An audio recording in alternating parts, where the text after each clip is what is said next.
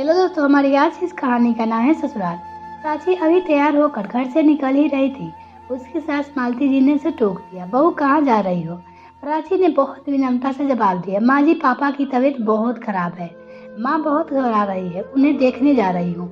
यह कहकर प्राची बिना जवाब के इंतजार किए घर से बाहर निकल गई। मालती जी ने उसका व्यवहार अच्छा नहीं लग रहा, लेकिन पिता की बीमारी की खबर सुनकर चुप रह गई।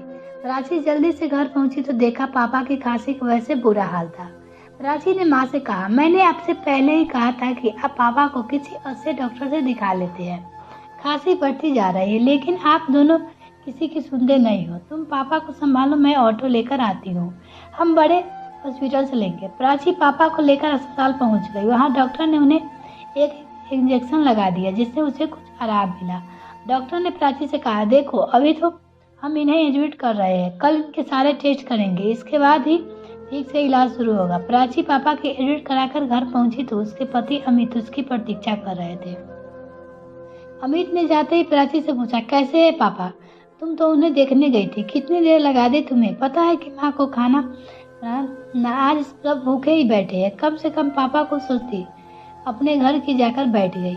यह सुनकर प्राची की आंखों से आंसू छलक उठे। उसने किसी तरह अपने आप को संभालते हुए कहा, पापा की तबीयत बहुत खराब थी, उन्हें हॉस्पिटल में एडमिट कराकर आ रही हूँ, आप सब बैठिए, अभी मैं 10 मिनट में सबके लिए खाना बना देती हूँ। यह सुनकर अमित का गुस्सा कुछ शांत हुआ। उसने कहा, नहीं रहने दो, हम खाना बाहर से ऑर्डर कर दिया है, तुम माँ के लिए 1-2 रोटी सेक देना, बाहर का नहीं खाती, तुम जाकर नहा लो, हॉस्पिटल से आई हो। प्राची को अमित का उसकी केयर करना अच्छा लगा। वह जल्दी से नहाने चली गई। नहाकर उसने माँ जी के लिए खाना बनाकर उन्हें परोस दिया। वो जल्दी जल्दी खाना बना रही थी, उसका मन पापा की ओर लगा था।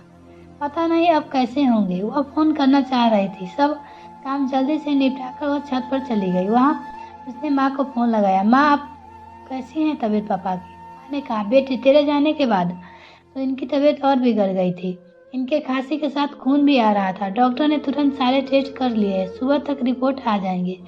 मेरा मन बहुत घबरा रहा है, तो अभी आ सकती है क्या? प्राची ने कहा, ठीक है माँ, मैं आती हूँ। तभी माँ ने कहा, अरे मेरा दिमाग तो काम नहीं कर रहा है, तू इतनी रात को कैसे आएगी? तू सुबह आ जाना, और एक काम कर देना, मेरे पास चेकबुक है, सुबह 10 बजे 1000 जमा करके तभी इलाज शुरू होगा, तू मेरे चेकअप होकर बैंक वाले पैसे निकाल कर यहाँ जमा कर देना।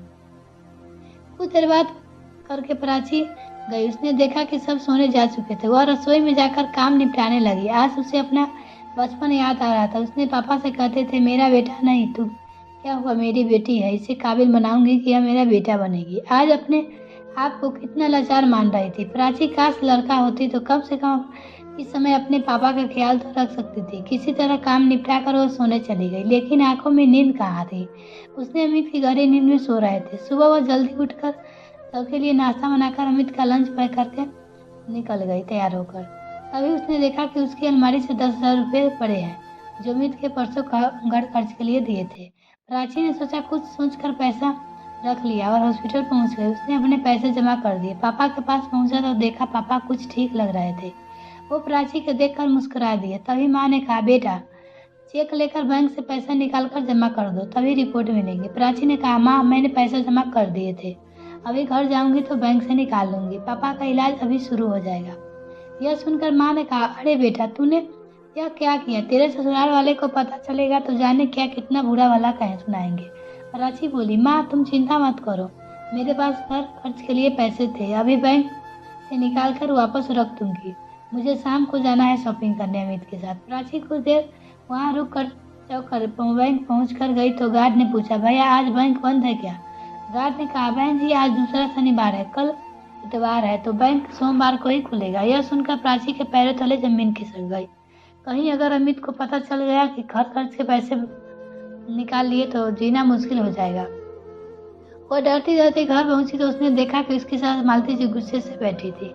मालती जी बोली, बहू ये सब क्या है? रात को हमने बाहर का खाना खा लिया, सुबह तुम गायब हो गई, अगर दोनों टाइम हम बाहर का खाएंगे तो हम सब बीमार पड़ जाएंगे। तुम क्या चाहती हो, तुम्हारे सारे ससुराल वाले भी उसी हॉस्पिटल में तुम्हारे पापा हो जाए, एडमिट हो जाए, तुम्हारे पापा है। यह सुनकर प्राची रोने लगी। नहीं माँ जी ऐसा मत कहिए, अभी खाना बना देती हूँ, कहकर प्राची तेजी से काम में लग गई और नहा धोकर फटाफट खाना बनाकर सास ससुर को खिला दिया। इधर उसे पापा की चिंता हो रही थी। उसे अमित के गुस्से का डर था। तभी अमित को पता चला कि घर खर्चे पैसा और खर्च कर दिए। शाम को अमित आते ही शॉपिंग के लिए चलने को प्राची को कहा। कमरे में ले जाकर प्राची सारी बात बता दी। यह सुनकर अमित को बहुत गुस्सा आया। उसने कहा, यह भी अच्छा है, मैं इसीलिए बिना भाई बहन की शादी नहीं करना चाहता था। आज वही हुआ जिसका डर था।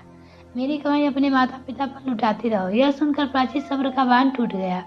उसने कहा, मैंने सिर्फ एक दिन के लिए ही पैसे लिए हैं, सोमवार को वापस कर दूंगी। बात बिना भाई बहन की शादी करने के तो तुम इसीलिए की थी कि इकलौती बेटी की सारी जायदाद तुम्हें मिल जाए। आज मेरे पापा हॉस्पिटल में है, डर डर कर उन्हें देखने जाती हो। घर आते ही सब मुझे उल्टा सीधा सुनाने लगते हैं, जैसे अपने पापा के पास जाकर मैंने कोई गुनाह कर दिया। मैंने अभी अपनी माँ के पास जा रही हूँ। अपने पापा को मैं अकेला नहीं छोड़ सकती। सोमवार को तुम्हें पैसा मिल जाएंगे। तभी अमित ने कहा, मैं भी देखता हूँ कि तुम्हें कब तक रखेंगे अपने पापा। रोती हुई वापस आ जाओगी। प्राची ने जवाब दिया, उसकी नौबत नहीं आएगी। मेरे पापा ने मुझे इतना काबिल बना दिया है कि मैं अपना माँ बाप का पालन पोषण अच्छे से कर सकूँ।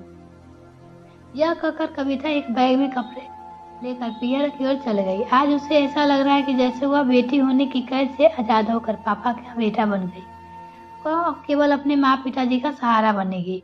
अपने घर पहुंचकर उसने बैग रख दिया और सीधे हॉस्पिटल पहुंच गई। माँ ने पूछने पर उसने कुछ नहीं बताया। उसने कहा, चिंता मत करो माँ, अमित ने मुझे यहाँ रहकर पापा की देखभाल करने के लिए कहा। यह सुनकर माँ बहुत खुश हुई। अगले दिन पापा की रिपोर्ट आ गई। उसने लंच में इन्फेक्शन था, उसी समय उसका इलाज शुरू हो गया। सोमवार के दिन प्राची ने 10,000 रुपये उन्हें अपने ससुराल भिजवा दिए। कुछ ही दिन में पापा ठीक हो गए।